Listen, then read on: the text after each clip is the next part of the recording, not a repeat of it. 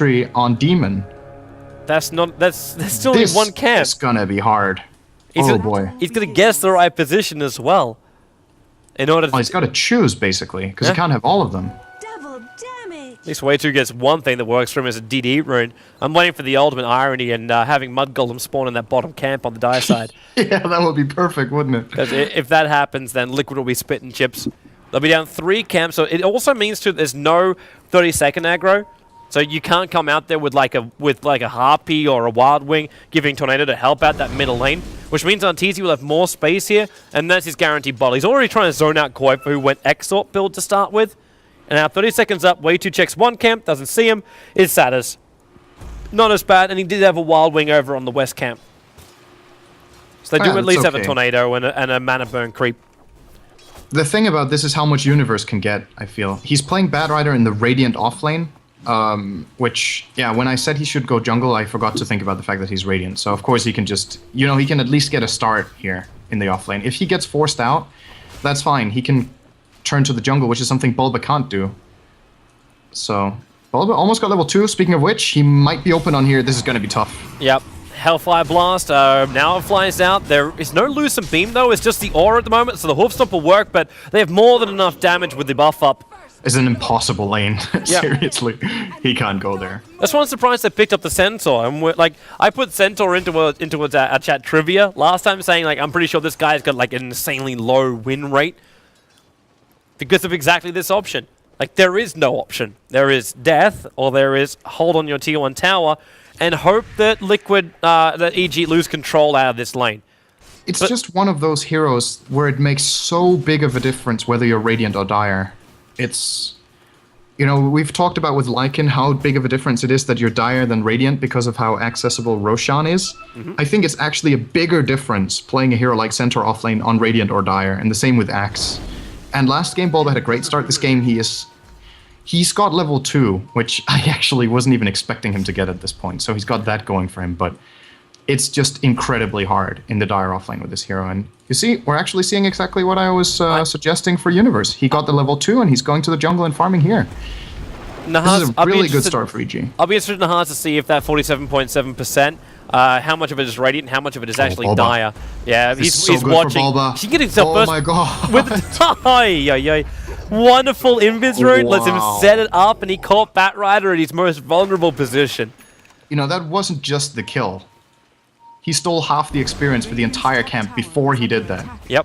So Universe was clearing all of it out for Bulba. He just did all the work for Bulba, and he gets the kill even, man. That's just huge. Bulba's a full level over the top of him now. Amazing play from Bulba here, making that decision. That was absolutely perfect. It's gone level 3.5. They get the top tier 1 tower. And what seemed to be a bad start, now Universe is so set back from that. He would have been level 3.5, almost 4. Now he's level 2.5. Yep. And they can't do anything about it. It's... one invis that they didn't know was there, and Liquid get the maximum benefit. So this is now how Centaur offlane works. Just go in and find a Bat Rider at the key time, because that's always plannable. But they do still have one major problem, is the fact that Luna is still looking at a lot of farm up her sleeve. And I don't think Liquid can take this in the late game. With the Wraith King, with the Bat Rider, with the DK, with the Luna, then the SD, Protection, and Purge. There's just not enough time, and Liquid, I think they know it too. They're forcing the top lane out already. They got a Hell Bear on the front lines, and just one little minion left. And they're going to force the Wraith King out. But this Wraith King, he's sitting here right now, unable to really come in too close. He doesn't have his ultimate available. He knows it's easy for him to die. But they do at least distract him out with Shadow Demon, as well as the Wraith King, so they can keep him out just long enough. Arrow will connect on the top lane. With an enchant as well, they could dish out some kind of damage, but not enough to get a kill. Now Bulba is going to the bottom lane now. He's going to be level 4 all of a sudden because of this. So that one play, man, it's just absolutely huge how much that meant for the game so far. That's, you know, it's one thing that he finds that rune, but making that decision with it is what's really impressive about it, because many players would just stand in the offlane with the invis and be like, great, I got free experience because of an invis rune. But he realizes Bad Rider is missing. He knows, he's thinking, what would I do if I were Bad Rider right now? And it's just the knowledge of how he would play the hero himself that comes into play there. Oh, he's trying to have a crack at bottom lane. Very, very impressive. He's I'll stop talking about that right now, but... He's hoping was that... just you. Yeah, it's going to take a while for you to get over that, isn't it? I'm over it now. Wonderful. So, speaking a bit about how this game is going to progress now, Liquid did get one tier 1 tower, but as you said, the late game for EG should be stronger here. So I think a lot of the emphasis should be put on Arteezy now, who is almost level 6 and will be able to pressure the tower. Liquid hasn't touched him yet. They haven't even tried to gank him with the Enchantress or stop him. So he has the same farm as Koikvo on the Invoker, who's Exord, by the way. So Arteezy is doing a great job in the mid lane. And he's going to be a hard nut to crack in the mid game. Liquid can't really... They don't have the sickest single target damage, to be honest, to bring down Arteezy when he gets a BKB. I think Demon might be a little bit annoyed about his timing of rotation. If he walks straight down into the mid lane just then, he would have caught out the very, very slow courier. While up on top lane, he'll at least catch out the Wraith King. So Shackles to start with, Arrow to combo with, Ether Shock plus the Starfall damage is more than enough to rip through that Wraith King. At the same time, it looks like Centaur for the SD inside the Radiant jungle, where Universe is currently farming up, but the tier 2 tower is lost on top lane for EG. So lose 2 heroes on the map, and a tower for the price they claimed, which was a Centaur. Yeah. Liquid is pretty damn good at playing early game. That's... Oh, Micro Courier, get him away from Enchantress. He needs at least 2 hits more. At least, I think he actually needs another 3. Arteezy, he's under a ward though. There's no way Way2 gets caught out here.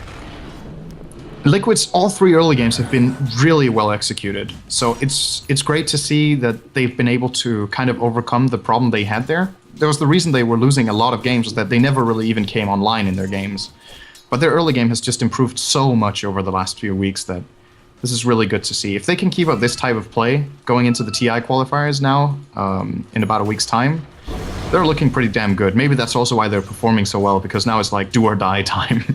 So they really have to start making things happen. But well, I believe Liquid are actually doing a full boot camp now too.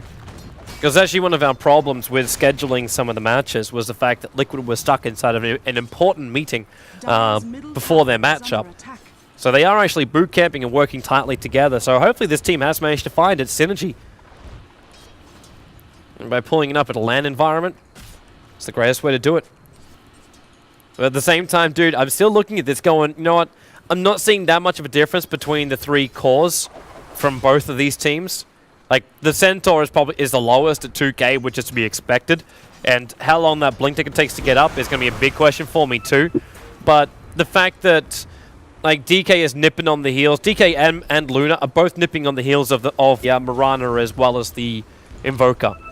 So there's nothing that's been massively lost from either side here. It's just the supports that have been battling it out. Now Mirana taking a lot of damage up on top lane. In fact, a huge amount of damage up on top lane. What was he being slowed up by? It was, Wraith King? Oh, I think he took a Wraith Fire Blast. Okay. He still has leap ready though, so no problem at all. Just like he was even forced to stutter step. I didn't think that slow was only worthy of a Wraith King ulti.